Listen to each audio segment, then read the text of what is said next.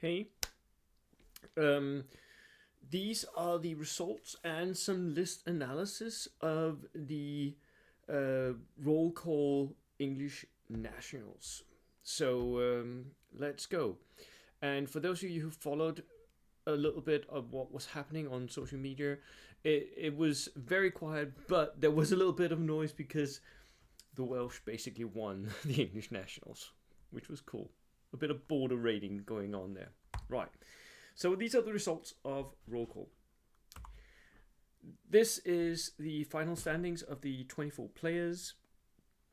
Gervin won the event, Paul Wickens came second, Gary Morgan third, Philip Crowcroft was fourth, and Andy Culliford was fifth. And you can basically see the whole line down here. I'm not going to bother reading all of it. There were some immediate takeaways that you can see from this. Soviets and Germans were ruling this tournament. They took top 6, and 2 of those were Germans. So the rest, the 4 out of the 6 in the top, were Soviets. And you can see that there are 2 Soviets way down at the bottom, like 19th and 20th. That was Paul Walker and Marcus Adder. They had both taken Soviets, but all the other Soviets were way up in the top, which I think speaks a little bit to how strong the Soviet theater platoons are. But of course, looking over the players, there's also just like really good players there, so it's difficult to untangle those bits. What is what, right? The Italians were still doing meh. Not like it's a bit of what the same we saw with the Danish nationals. Meh, they're not like they can definitely suddenly compete, right?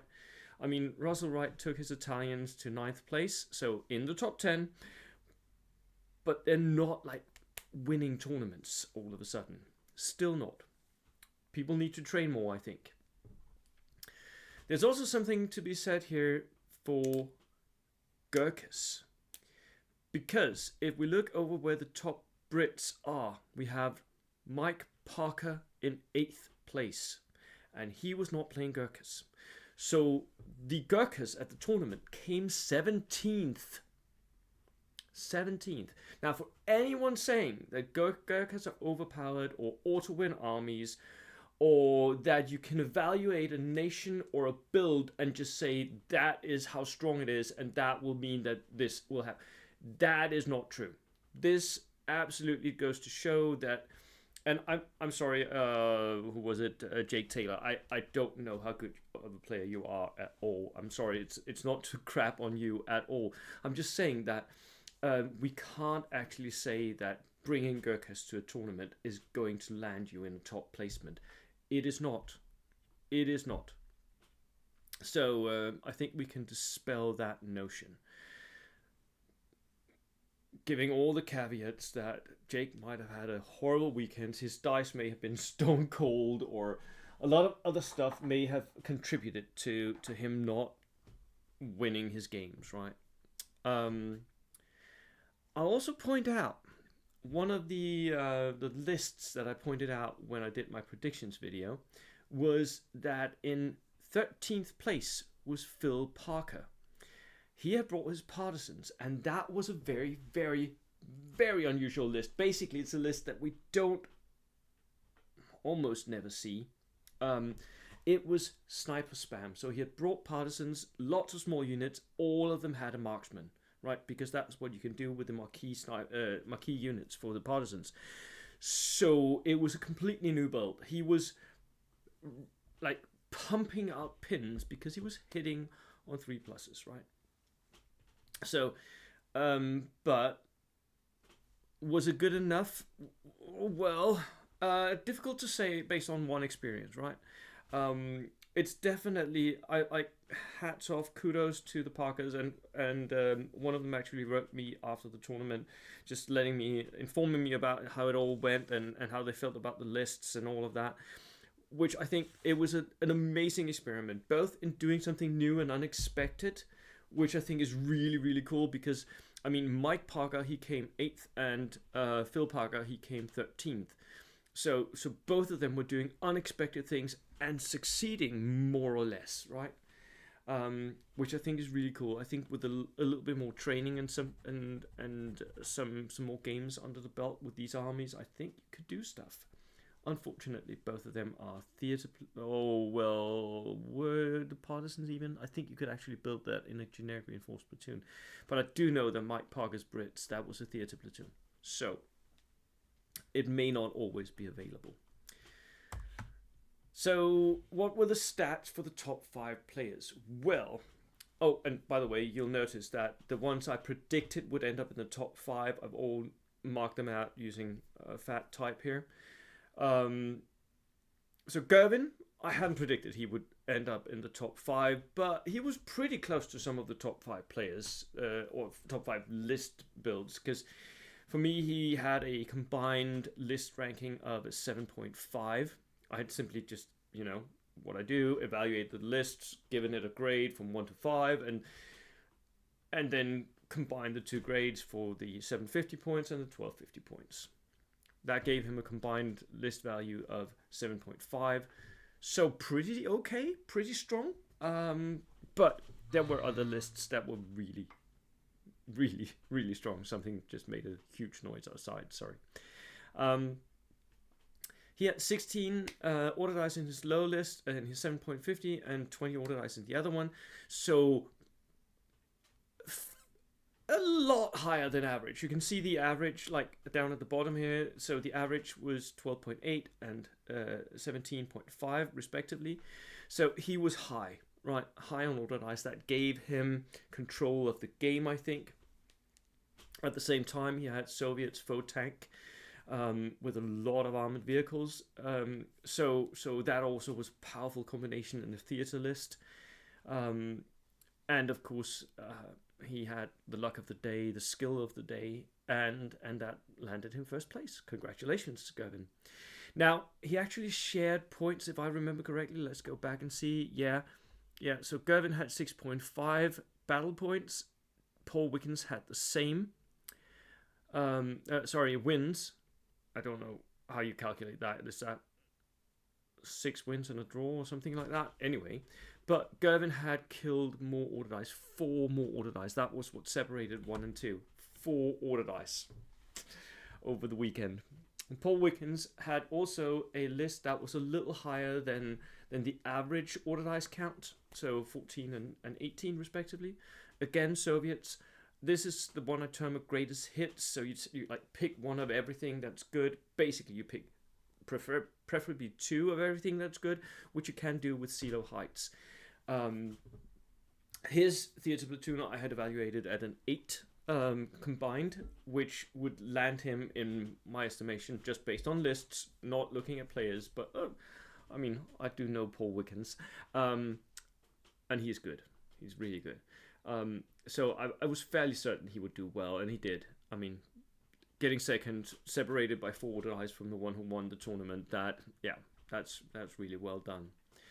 Gary Morgan, whom I played my one of my games at the WTC against, he had also brought a very interesting list, which was German, Duck, Schützenspam, and MSU, so Aufklärungstruppen and Schützen. And he had 15 and 18 order dice, again a little higher than average. Again, for me, that his list was an 8 because he just had so many free machine guns, right? It was a really good idea, and you pump out so many shots. Unfortunately, I did not rate Phil C. His lists. I didn't get the lists. I wasn't, and I got the list the day before. I haven't seen the final list, so I can't show you Phil's list. I have no idea what he brought, except that he is noted down as having brought, what was it? Let's go back. 4 Soviets, right? So, sorry about that, but there we go. I have no idea what he brought or how the lists were. I couldn't evaluate that. Andy C. he had brought a list that was low on order dice, which was a little bit of a surprise, but then again, it was a really good build. So 12, 16, just under the average. And he had brought Soviets Brengineers, so engineers in Bren carriers with supportive tanks, right? In a tank platoon. Very strong build in my estimation. I had rated it a 9. I was definitely sure that he could do well. I can't remember if I've met Andy at any point. I don't think I have. And I haven't played a game against him, at least. So I didn't really know how good of a player he was. But that list was definitely, it knew what it wanted to do.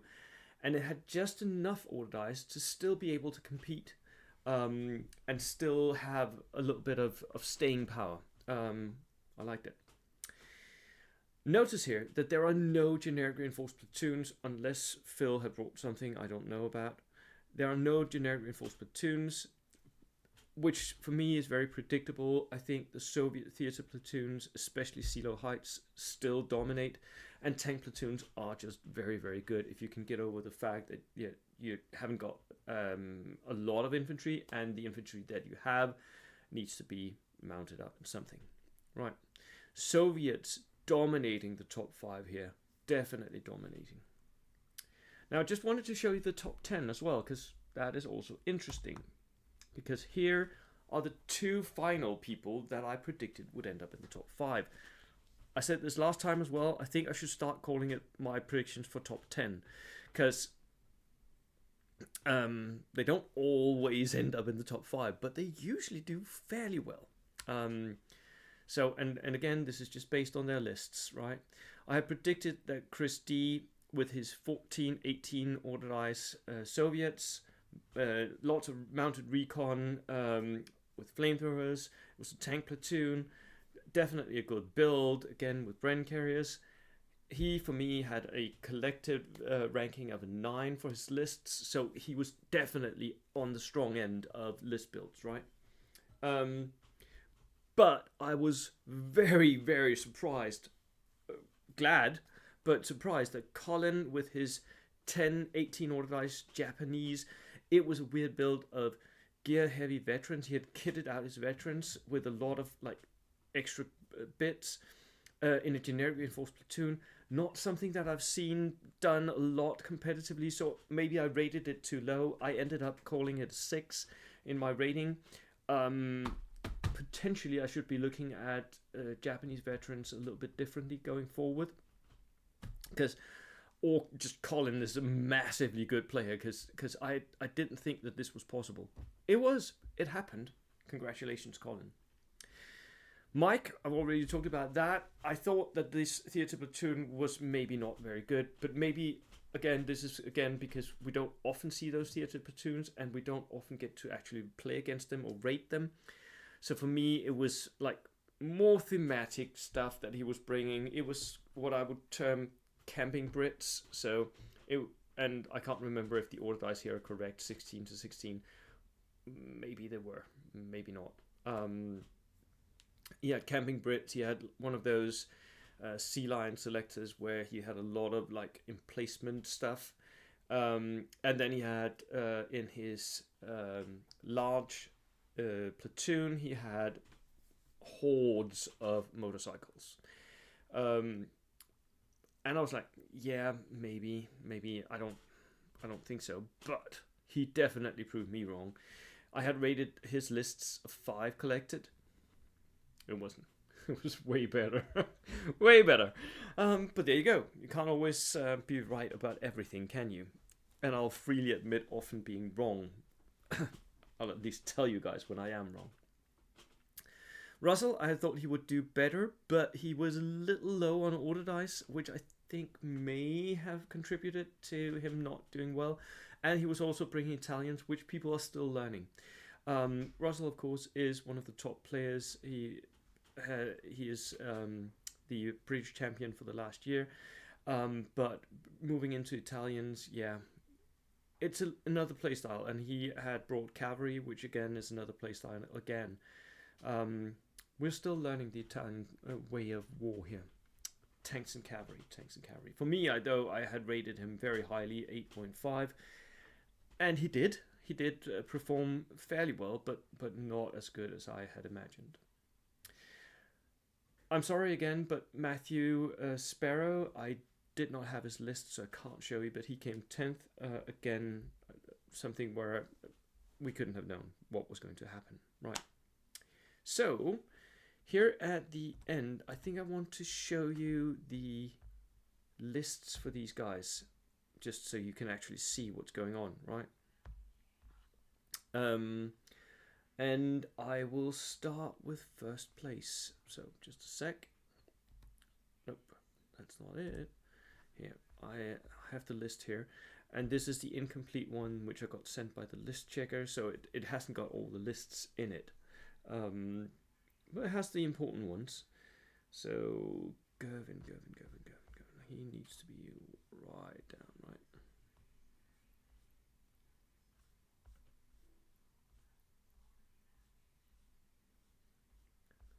I might have just picked him out beforehand.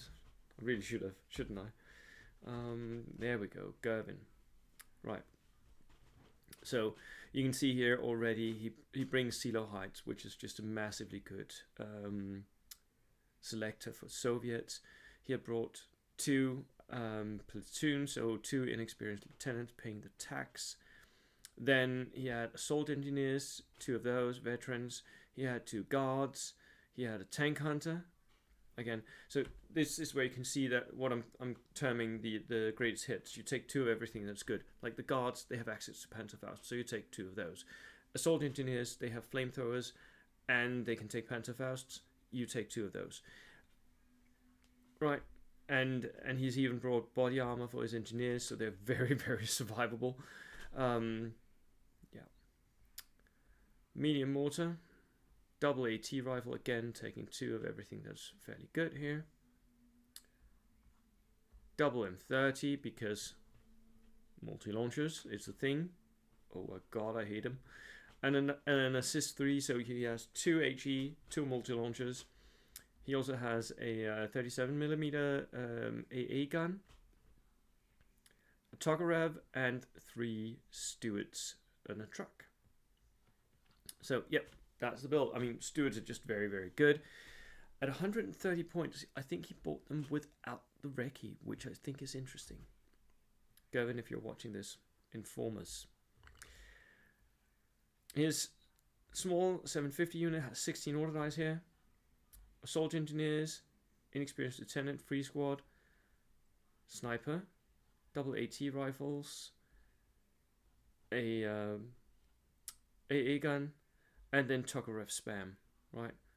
4 Tokarevs. That will absolutely demolish any infantry that faces him. And a Katusha will help dig out units that castle up in a corner and you can't get to. And then trucks for everything, so you can mount everything up. Yep. Very, very nice platoons here, Gervin. Right, so that was the first. That was Gervin's list. Then Paul Wickens. I think I saw him up here somewhere.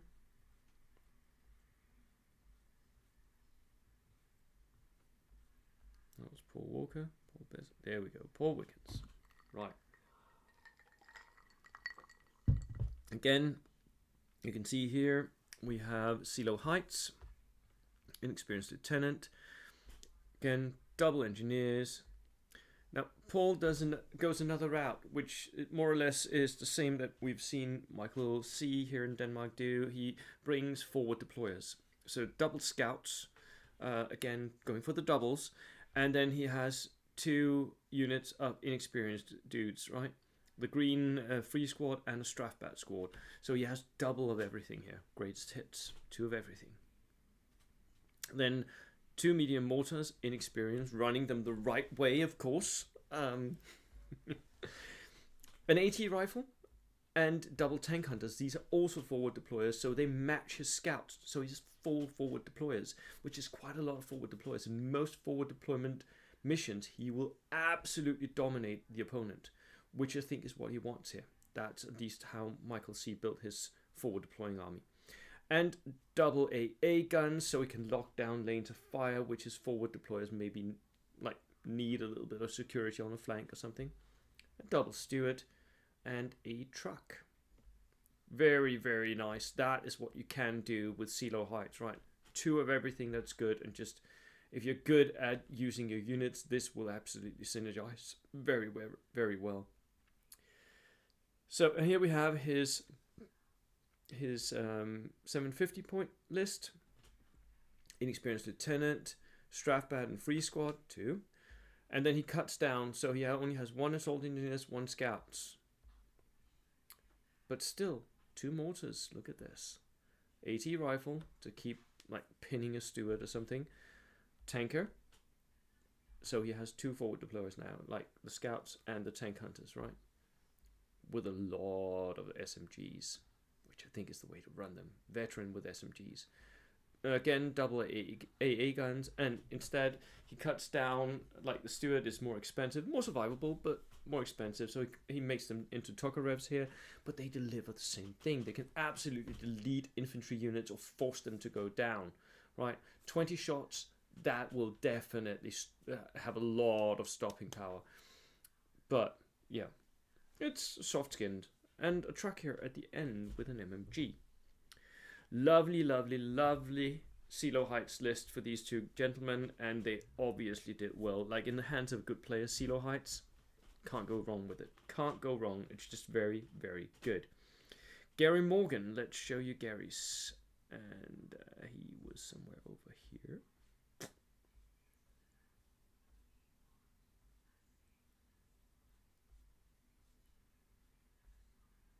There we go.